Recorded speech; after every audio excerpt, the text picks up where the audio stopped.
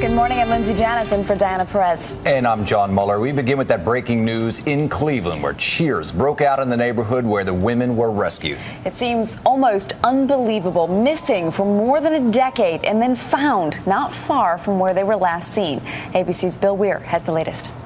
The posters have been part of Cleveland's landscape for a decade. The weathered or tattered ones replaced again and again by families who refuse to give up, who refuse to stop praying for a moment like this. Help me, I'm Amanda Berry.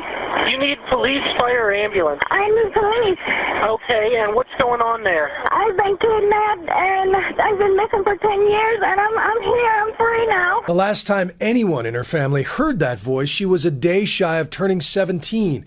Called her sister to say she was catching a ride home from her job at Burger King, and then she vanished. That was the last I ever heard from her, not an answer after that. She is 27 years old and free, thanks in part to police who got an ovation on this Cleveland street, and thanks in large part to a passing neighbor named Charles Ramsey. And they see this girl, and she just going nuts on the door, so we had to kick open the bottom. Luckily on that door was aluminum, it was cheap. And she climbed out with her daughter. That's right. He said Amanda escaped with her daughter. When these girls were abducted, that they went into this environment with a person or persons and probably were held against their will for a period of time, but then that world becomes their reality. The girl Amanda told the police, I ain't just the only ones, it's some more girls up in that house. It was just amazing to see the emotion on these seasoned law enforcement officers when they went in there and saw Amanda and Gina and Michelle. Yes, inside the home they also found Georgina De Jesus, who also went missing from this very neighborhood 9 years ago, walking home from a middle school a few blocks from where Amanda disappeared. That little girl on FindGeorgina.com is 23 years old.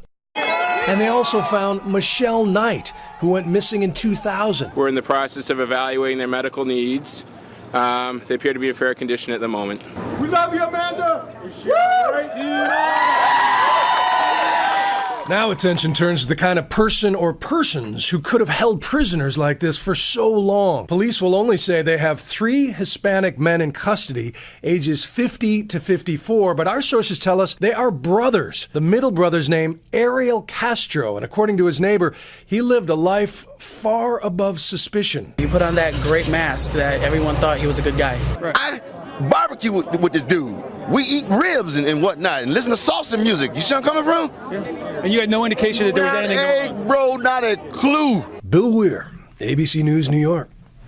Family members say they never gave up hope of finding the girls, and they can't wait to hold them close once again. We will find out many more details on this amazing case as a police news conference takes place later on this morning. Yeah, that's set for 9 o'clock. Just fascinating. Really touching how the neighborhood is just completely ecstatic, jubilant that these women were found. Naturally, they would be, but coming out and cheering and clapping, and that hero guy we just saw there who answered the call when he found that woman in distress, and the neighborhood really pitched in. Knocked down the door to help her get out, and she emerged and went to his house where she used his cell phone to call the police. And neighbor after neighbor says that they had no clue this was going on for over a decade.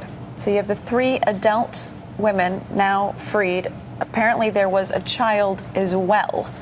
The doctor that you saw in that report from Bill Weir confirmed he has 4 people, one of which is a child. Looking forward to hearing the details as they come out, and we will, of course, bring them to you. Stay with ABC News and abcnews.com all day as the story unfolds. Later this half hour, we'll get more insight from ABC's Stephen Portnoy. He's been covering this case from Cleveland.